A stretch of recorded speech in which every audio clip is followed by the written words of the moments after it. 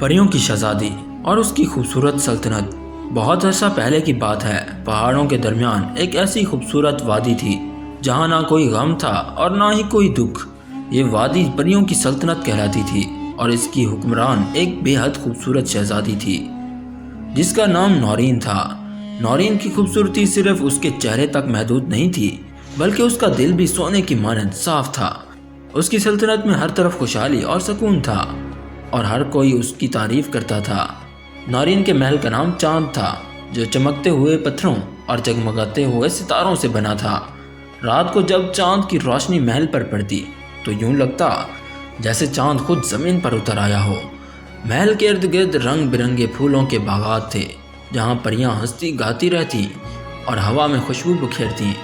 نورین کی سلطنت میں ایک خاص اصول تھا، جو بھی شخص کسی مشکل میں ہو یا مدد کا طلبگار ہو وہ فوراً نورین کے پاس آ سکتا تھا۔ شہزادی خود بھی اپنی جادوئی طاقتوں سے اس کی مدد کرتی، لیکن نورین کو یہ طاقتیں اسی شرط پر ملی تھیں کہ وہ کبھی ان طاقتوں کا غلط استعمال نہیں کرے گی۔ ایک دن وادی میں ایک اجنبی داخل ہوا۔ وہ ایک ادھیڑ عمر کا شخص تھا جس کا چہرہ غم اور تکلیف سے بھرپور تھا۔ اس نے محل کے دروازے پر دستک دی اور کہا، میں ایک غریب مسافر ہوں جو اپنی بیٹی کی بیماری کا علاج کروانے آیا ہوں۔ شہزادی نورین کے بارے میں سنا ہے کہ وہ ہر مشکل حل کر سکتی ہیں۔ نورین فوراً محل کے دروازے پر آئی اور مسافر کو اندر بلا لیا۔ اس نے نرمی سے پوچھا، تمہاری بیٹی کہاں ہے اور اسے کیا بیماری ہے؟ مسافر نے بتایا کہ اس کی بیٹی کو ایک پراسرار بیماری لاحق ہے جس کا علاج کسی کے پاس نہیں۔ نورین نے مسافر کو تسلی دی اور اپنی جادوئی کتاب کھولی جو اسے اس کی طاقتوں سے ملی تھی۔ کتاب کے اوراق بدلتے ہوئے نورین کو معلوم ہوا کہ اس کی بیٹی کا علاج صرف جھیل اسرار کے پانی میں ہے جو اس کی سلطنت سے بہت دور ایک خطرناک جنگل میں تھی۔ نورین نے فیصلہ کیا کہ وہ خود جھیل اسرار جائے گی اور مسافر کی بیٹی کے لیے پانی لے کر آئے گی۔ پریوں نے اسے روکنے کی بہت کوشش کی لیکن نورین نے کہا، اگر میری طاقتیں کسی کی مدد کے لیے ہیں تو میں یہ خطرہ ضرور مول لوں گی۔ جب نورین اپنے جادوئی گھوڑے پر سفر کا آغاز کرنے لگی تو ایک نوجوان بہادر سپاہی زارون نے اس کے پاس آ کر کہا، شہزادی یہ سفر بہت خطرناک ہے، آپ کو اس سفر پر اکیلے نہیں جانے دے سکتے، میں آپ کے ساتھ چلوں گا اور آپ کی حفاظت کروں گا۔ نورین نے پہلے انکار کیا لیکن زارون کی ضد اور خلوص دیکھ کر مان گئی۔ زارون ایک بہادر اور نڈر جوان تھا لیکن اس کے دل میں نورین کے لیے ایک خاص جگہ بن چکی تھی۔ وہ اس کی خوبصورتی اور نیکی سے متاثر ہو چکا تھا لیکن اپنی محبت کا اظہار نہیں کر پایا۔ راستے میں نورین اور زارون کو کئی خطرناک حالات کا سامنا کرنا پڑا۔ ایک دفعہ ایک خوفناک شیر نے ان پر حملہ کر دیا لیکن زارون نے اپنی بہادری سے اسے بھگا دیا۔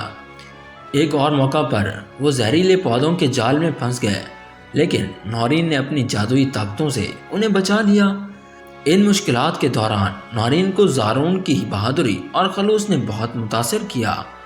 اس نے محسوس کیا کہ زارون کا ساتھ نہ صرف اسے محفوظ رکھتا ہے بلکہ اس کے دل کو سکون بھی دیتا ہے۔